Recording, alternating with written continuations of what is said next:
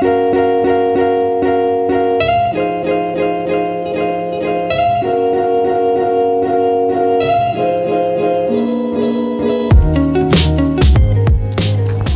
Ji Ka Khalsa, Waheguru Ji Ki Fateh. I'm Dawinderpal Singh and I'm in Windsor today with Basics of Sikhi doing Street Parchar. So we're here in Windsor where there's not a huge Sikh population, and we're telling them a little bit about the history of Sikhi, about why we're allowed to wear a kirpan, because that seems to be quite a hot topic for some people, and just a little bit about the philosophy of Sikhi and how we serve langar, how we believe in compassion, and how we believe in treating everyone and everything as one. So yeah, I think there's been a good reception to us here today, and hopefully we'll carry on this work around the country and even around the world. So my journey into Sikhi really started properly around 3 years ago. I was blessed with Amrit almost 2 years ago now, and it really kind of got kicked off by Street Parchar, volunteering with Basics of Sikhi, as well as watching the YouTube videos of Gurdware Singh and Veerji Singh and Jagmeet Singh and some of the other guys as well. And it really kind of, doing Street Parchar with Basics of Sikhi really sped up my journey, kind of forced me even to kind of learn more about my own faith.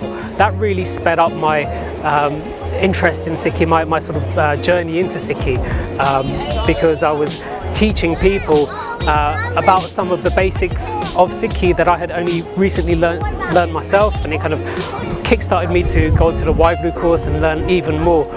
So I'm very thankful for the opportunities that Basics of Sikhi has presented me. So Sangat is really, really important for everybody, particularly those who are coming into Sikhi. What I've found is that Maharaj gives you the Sangat that is needed. You're just kind of presented with it. If you're following that journey, you kind of are presented with opportunities to meet up with like-minded Sangat. And it's really, really important for things like Simran, for things like learning Santya. You know, it's always helpful to have people who are in the same boat as you learning what you're learning as well. It makes it much easier. It gives you people to bounce ideas off, you know, to practice with, and also just to kind of just vent, you know, sometimes life isn't that great, so sometimes having Sangat who understand where you're coming from and being able to speak to them on a certain level, you know, that's really invaluable.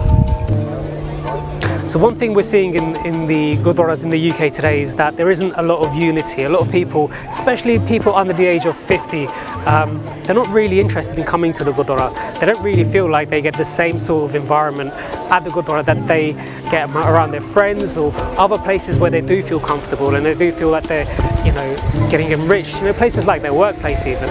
You know, the sort of practices that we have in the Gurdwara aren't like we have at university, for example. You know, at university we have a lecturer with an overhead projector, with their sources, a reading list. You don't get that at the Gurdwara. And I think there's a lot of things that we can learn from the way in which we used to deliver Sikh education in the Panth, and in the way that the Western civilization educates their Sangat as well. And I think it's time now that we really start to make progress in the Panth. I think what we really need are the people who are running the Gurdwaras to actually care about Sikhi, to actually be people who spend their time listening to Kirtan, practicing Kirtan, doing Katha, doing Parchar. You know, we're not looking for businessmen. We've got enough businessmen. We don't need businessmen running our Gurdwaras. We need Sikhs running our Gurdwaras.